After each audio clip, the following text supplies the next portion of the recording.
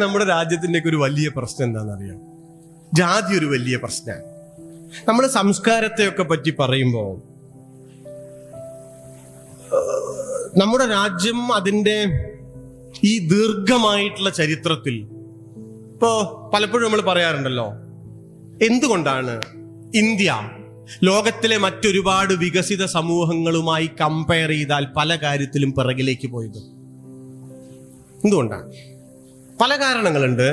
ഒരു കാരണം ജാതി എന്നാ ഞാൻ പറയാം. ഒരു കാരണം ജാതിയാണ്. കഴിഞ്ഞ ഒരു 2000 വർഷം, ഇതൊന്നും ആരുടെയും കുറ്റല്ല കേട്ടോ. അങ്ങനെ ഇപ്പൊ നമ്മളൊരു ജാതി ആയതോ അതൊന്നും ആരുടെയും കുറ്റല്ല, കുറവുമല്ല. അങ്ങനെയൊന്നും ഇതിനൊന്നും പേഴ്സണലായിട്ട് എടുക്കരുത്. ഒരു 10-2000 വർഷത്തിനിപ്പുറം നമ്മുടെ രാജ്യത്ത് അടിച്ചേൽപ്പിക്കപ്പെട്ട ഈ വിഘടിതമായിട്ടുള്ള സാമൂഹ്യ ഘടനയുടെ പേരാണ് ജാതി. പല കാലത്ത് പല രൂപത്തിലാണ് അത് നിലനിന്നത്. ആ സാമൂഹ്യ ഘടന ഉണ്ടാക്കിയിട്ടുള്ള നെറ്റ് റിസൾട്ട് എന്താണ്? ഇപ്പൊ ഞാൻ എന്ന വ്യക്തിക്ക് എന്റെ മൂല്യത്തെ പരമാവധി പുറത്തേക്ക് എടുക്കാനുള്ള ഒരു അവസരം കിട്ടണം, വേണ്ടേ? നിങ്ങൾക്ക് ഓരോരുത്തർക്കും അത് കിട്ടണം.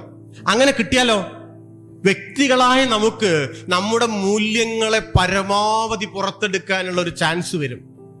ആ കഴിവ് സ്വാഭാവികമായിട്ടും ഒരു സമൂഹത്തിന്റെ നേട്ടമായി മാറും. ഞാനും നിങ്ങളും ചേരണതാണ് ഈ സമൂഹം എന്ന് പറയുന്നത്. ജാതി ഈ കഴിവിനെ, ഏത് കഴിവിനെ? വ്യക്തിയുടെ പരമാവധി മൂല്യത്തെ പുറത്തെടുക്കാനുള്ള സമൂഹത്തിന്റെ കഴിവിനെ പരിമിതപ്പെടുത്തുന്ന മനുഷ്യവിരുദ്ധമായ, പ്രകൃതി വിരുദ്ധമായ, ചരിത്ര വിരുദ്ധമായ ഒരു എലമെന്റിന്റെ പേരാണ് ജാതി.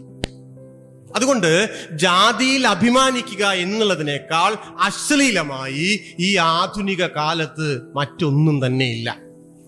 ഞാൻ നിങ്ങളോട് അഭ്യർത്ഥിക്കുന്ന ഒരു കാര്യം, പുതിയ തലമുറയിലെ ആളുകൾ എന്നുള്ള നിലയ്ക്ക് നിങ്ങളോട് എനിക്ക് സൂചിപ്പിക്കാനുള്ള ഒരു കാര്യം, എനിക്കും നിങ്ങൾക്കും ജാതിന്ന് പുറത്ത് കടന്ന് നിൽക്കൽ എളുപ്പമല്ല. നമ്മൾ ശ്രീനാരായണ ഗുരുവിനെ സമ്മതിച്ചിട്ടില്ല.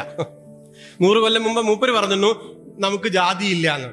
നമുക്ക് മൂപ്പർക്ക് 100 കൊല്ലം മുമ്പ് പറഞ്ഞ നമ്മൾ സമ്മതിച്ചിട്ടില്ല. നമ്മൾ മൂപ്പര് എപ്പോഴും വീഴവനാക്കിയിട്ടാ വെച്ചിട്ടുള്ളത്. നമുക്ക് ജാതിയും മതവുമില്ല എന്ന് 1906 എങ്ങാണ്ടോ പറഞ്ഞതാ ഗുരു.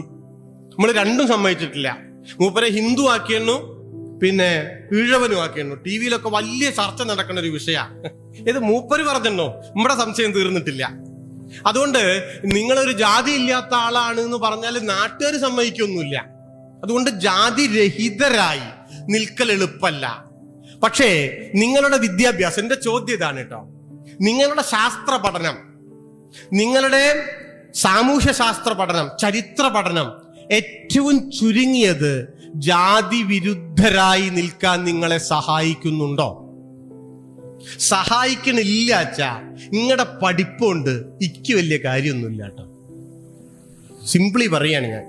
നിങ്ങൾക്ക് ജോലി കിട്ടുകയുണ്ടാവും, നിങ്ങൾക്ക് ശമ്പളം കിട്ടുകയുണ്ടാവും, വീടും വലുത് വെക്കുകയുണ്ടാവും. പക്ഷെ നിങ്ങളുടെ ജോലി കൊണ്ട് ഈ നിങ്ങളുടെ പഠിപ്പ് കൊണ്ട് ഈ സമൂഹത്തിന് പ്രത്യേകിച്ച് ഗുണമൊന്നുമില്ല. നമ്മുടെ ഭാവിക്ക് പ്രത്യേകിച്ച് ഗുണമൊന്നുമില്ല. മനുഷ്യരുടെ പരമാവധി മൂല്യത്തെ പുറത്തെടുക്കാനുള്ള സാമൂഹ്യമായ കഴിവിനെ നിങ്ങളുടെ ബിരുദങ്ങൾ പിന്തുണയ്ക്കുന്നില്ല.